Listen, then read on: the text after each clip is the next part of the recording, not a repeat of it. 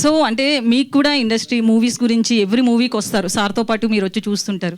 So మీ knowledge స్క్రిప్ట్లో ఏమన్నా మీరు ఐడియాస్ ఇచ్చారా ఏంటి అసలు? ఆయన ప్రతి ఆలోచన మొదట నాకే చెప్తారండి. సో ఆయనతో ప్రతి మూమెంట్, ఆయన ఆలోచన ప్రతి మూమెంట్లో I'm with him, I'm travelling along with him. So నాకు అంటే ప్రతి మూవీ స్టోరీ స్క్రిప్ట్ ఎలా తయారవుతోంది, ఎలాంటి కొత్త ఇంప్రూవ్మెంట్స్ వచ్చాయి అన్నీ ప్రతి ఒక్కటి తెలుస్తుందండి. లేపేసి చెప్పేస్తానండి నిద్రపోతున్నా కూడా. వైవేష్ గారు ఒక క్వశ్చన్ అండి. సార్ 83 నుంచి మీరు పక్క రాష్ట్రాల్లో ఉంటున్నా సరే మీ రాష్ట్రం మీద అభిమానంతో, మీ ప్రాంతం మీద అభిమానంతో ప్రతి ఎలక్షన్లోని గుడివాడకి వెళ్ళి ఓటేస్తున్నారు ఫ్యామిలీతో సహా. మొన్న జరిగిన ఎలక్షన్స్లో గుడివాడలో ఎమ్మెల్యే మార్పుకి శ్రీకారం చుట్టారు. ఆ మార్పులో మీ పాత్ర ఎంతవరకు ఉంది? అన్నా ఇందాక దీనికి ఆన్సర్ చెప్పాను. కాతే ఇందులో నేను ఒకటే ఇన్ఫర్మేషన్ ఇస్తాను. ప్రతి సంవత్సరం ప్రతి ఎలక్షన్కి వెళ్ళలేదు, ఒక ఇన్ఫర్మేషన్ చెప్తా. ఎలక్షన్ పార్టీల గురించి మాట్లాడిన కానీ ఈ ఎలక్షన్కే వెళ్ళాను నేను గుడివాడ. 94 లాస్ట్, తర్వాత అంతా హైదరాబాద్లోనే యూటిలైజ్ చేసుకున్నాను.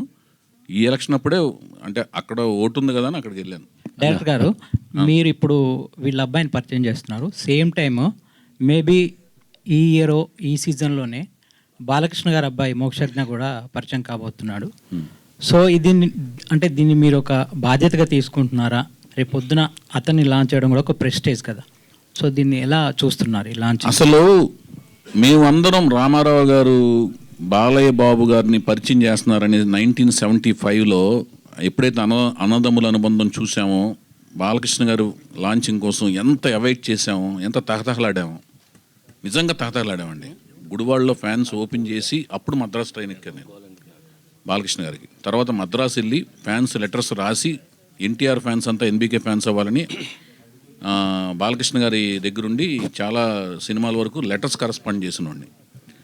ఆయన ఎంట్రీ కోసం ఎంత అవైట్ చేశామో, బాలకృష్ణ గారి అబ్బాయి మోక్షజ్ఞ ఎంట్రీ కోసం అంతే అవైటింగ్ అండి. నేనే కాదు, ప్రపంచవ్యాప్తంగా ఉన్న నందమూరి వంశీ అభిమానులందరూ అంతే అవైటింగ్. ఆ అవైటింగ్ అనేది అతి త్వరలోనే దానికి ఒక కర్టెన్ అనేది రైజ్ అవుతుందని నా ప్రగాఢ నమ్మకం, విశ్వాసం అండి.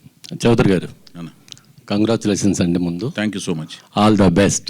అయ్యో థ్యాంక్ యూ సార్. మీ ప్రతి సినిమాలో ఒక మ్యానరిజం ఉంటుంది. ఆ మ్యానరిజం ఎంత పాపులర్ అంటే హరికృష్ణ గారు ఈస్ట్ గోదావరి వెళ్ళారంటండి. ఈస్ట్ గోదావరిలో ఒక అభిమాని వచ్చి హరికృష్ణ గారు కాళ్ళ మీద పడిపోయి, నేను సీతయ్య 10 సార్లు చూశాను సార్, సీతయ్య 10 సార్లు చూశాను సార్ అని చాలా గట్టిగా చెప్తున్నాడు అంట. ఆ పక్కన ఉన్న వాళ్ళు సర్లేరా వెళ్ళరా అంటే, లేదు నేను సీతయ్య 10 సార్లు చెప్పానంటే హరికృష్ణ గారు అన్నారు, అటు సీతయ్య చూశాడు రా, ఎవరి మాట వినడు. అలా ఈ సినిమాలో కూడా ఏమైనా ఉంటుందా? ఎవరి మాట వినద్దు అనేది నా ఫస్ట్ ఆటోగ్రాఫ్ అండి. నాకు సీతారాముల కళ్యాణం సినిమా మొదటి సినిమా తీసిన వెంటనే ఒక ఫస్ట్ వచ్చిన అభిమాని ఎవరైతే, సార్ మీ పాటలు బాగా తీశారు, సినిమా బాగా తీశారు, మీ ఆటోగ్రాఫ్ కావాలి సార్ అని ఒక అతను అడిగితే, నిజంగానే రియల్ లైఫ్లో ఎవరి మాట వినరు కాబట్టి ఎవరి మాట వినద్దు అని నేను సంతకం చేయడం బిగిన్ చేశా. ఎవరి మాట వినద్దు వైవిఎస్ చౌదరి అని.